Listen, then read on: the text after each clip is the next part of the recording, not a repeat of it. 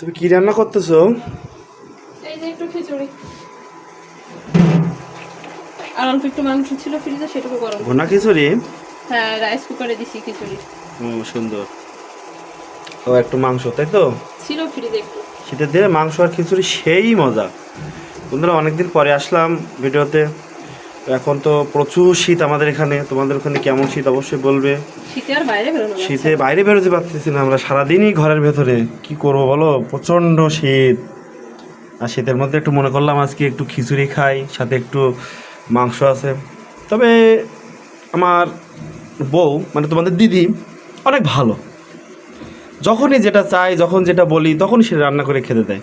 এমন বউ হওয়া আসলে ভাগ্যের ব্যাপার। এত পাম মারার দরকার নেই, রাখো। না না, পাম মারতেছি না, বন্ধুরা জানুক আসলে তুমি কেমন। এটা একটু বেশি বেশি হয়ে গেল। না না, ঠিকই আছে। একটু বেশি বেশি হয়ে না গেল। ঠিক আছে। এত পাম মারার দরকার নেই। না না, দেখছো বন্ধুরা, বউর প্রশংসা করলে বউ বলে নাকি আমি পাম মারি। তো তোমরাই বলো, কি পাম মারা হলো?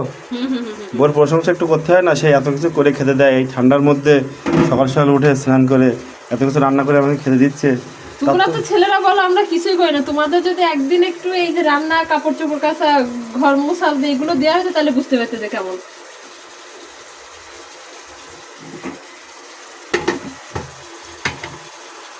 আচ্ছা বন্ধুরা, আজকের মতো টাটা। হ্যাঁ হ্যাঁ, অবশ্যই আমার নতুন চ্যানেলটি অবশ্যই সাবস্ক্রাইব করবে।